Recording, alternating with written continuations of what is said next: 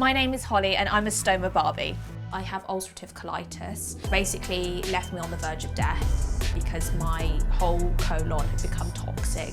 I couldn't get off the floor because I was in so much pain and I couldn't move, I couldn't wash, I couldn't eat, I couldn't do anything. I've realised that a body is not just what it looks like, it's how it functions on the inside.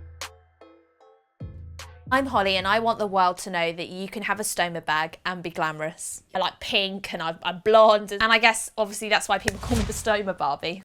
I was diagnosed with ulcerative colitis in 2020. It is a form of inflammatory bowel disease. Basically ulcers line your colon and they are very inflamed. So whenever you eat food, it will make the ulcers more sensitive and it will cause bleeding. I began by just getting really bad stomach pains and I'd get very constipated. I then began to experience like urgency to go to the toilet. And then I started to notice that when I was going to the toilet, there was blood. The treatment was for me to just use suppositories because you put them up your bottom and then it treats just that very small part at the end of your rectum where the inflammation is. They never really worked for me, and as time went on, things got worse. I was in a point where I couldn't get off the floor because I was in so much pain. I couldn't move, I couldn't wash, I couldn't eat, I couldn't do anything. And that's when my mum was like, well, I'm gonna take you to A&E. By the time I did get to the hospital, it was kind of like too late really to try anything else at that point because my colon was about to burst. You're on life or death situation there. So the first operation was to create an ileostomy. So that's to create the stoma. So that would remove most of my colon, but I still had my rectum and a part of my colon left. They do that so that you can then make a decision as to whether you would like to make your stoma permanent or if you would like to reverse it. I came to the conclusion that I would like to make my stoma permanent. That would mean removing the rest of the colon inside and also removing my rectum and then having the bum sewn up. I never expected to have a stoma. It was so hard to change in the beginning. That's why I do videos now on my social media to help show other people basically how to do stoma bag changes. First of all, I obviously have the stoma bag on. I've just tucked this bin liner into my underwear so that when I remove the bag using my remover spray, the bag that's on will just fall into the bin liner, which will hopefully save getting any mess. I will remove any of the excess adhesive from around the skin using a wipe. I'm also going to need to get out some other bits, including my seal.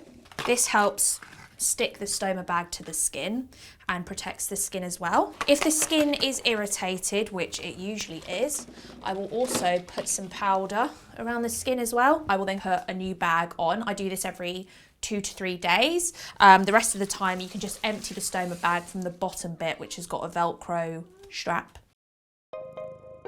What I want people to realise about people with stoma bags is like, it's not just their stoma bag, they're not just a stoma bag, they're a person and they can do whatever they want to do in life. If I didn't have Instagram and I didn't have TikTok and I didn't have other people my age to talk to, that's what would have made it really hard, because then I would have felt like strange or different. Now on my social media, I've got so many accounts with other people wearing stoma bags or living with these diseases. We're just like this community, which is really nice. And none of us feel so alone. I've actually probably grown more confident because since having the stoma bag, I've pushed myself into things that I wouldn't have done before, like starting my social media channel. I think a lot of people were like a bit kind of stunned by it, especially like my friends and that had never heard about this before. I think it really opened their eyes, and obviously then a lot of other people as well. Oh my God. I'm pregnant. I can't. Oh my God.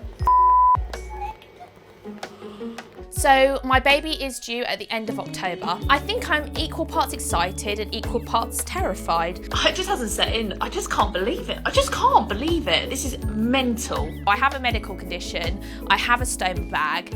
That's quite a challenging thing to live with as it is, you know, and requires a lot of maintaining. So then obviously having a baby as well, they're going to need a lot of time and energy. I think they're going to be really lucky, my child, to be able to learn about body positivity from somebody like myself, because I've been through that period of, you know, having really negative thoughts about myself and my body. I've realised that a body is not just what it looks like, it's how it functions on the inside.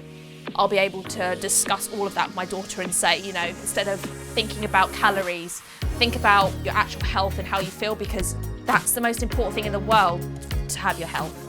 I had this in my mind after I had my stoma surgery that I wouldn't be able to wear certain things again, like because you just think that it's going to inhibit you in some way. But actually, I went back to just wearing my usual clothes after a few weeks at home. There's nothing you can't wear with a stoma. This outfit, really, really comfy. I love the fact that it's quite stretchy. It's great, obviously, for the stoma as well, because the stoma may look flat here, but throughout the day, it can inflate a bit more. So you do like to have kind of elasticated waist, makes it so much easier. I'm living in these kind of dresses at the moment. They're very loose, flowy, great for if you have a stoma bag or you're pregnant or just going out and having a big meal. So this outfit, again, very comfortable, purple, so it's a really nice colour. I always wear this outfit when I need motivation to go to the gym, because I feel like if I wear a nice outfit, it will make me go to the gym. Come on then, let's go out for dinners. Hokey smokey. Shall I have a drink for both of us? Yeah, why not?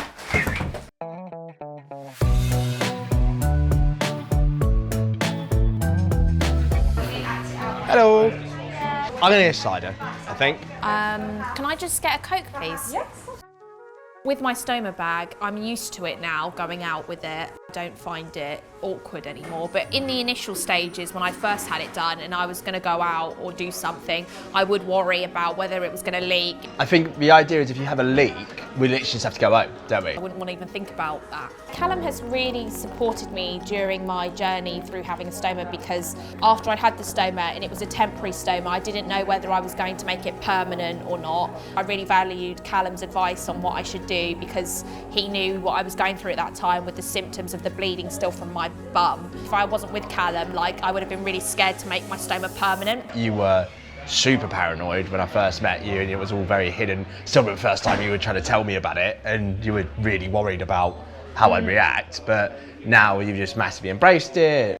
Anybody that feels self-conscious about their stoma bag, I would say that you have to think that everybody in the world has insecurities. So if you're comparing yourself to the people that you see on like Instagram or in magazines, you know, even they don't look like that. Having a stoma bag, you know, can save your life, and it's something that should be embraced and not hidden away. Body positivity is really important, because for so long we've only seen really one type of body that exists. And that's obviously not a real representation of what life is, because nobody's perfect. Everybody's got their flaws and imperfections. Seeing real people like myself who've got scars, stoma bags, all that stuff, it just shows that you can still dress nicely and wear whatever you want regardless of what your body looks like.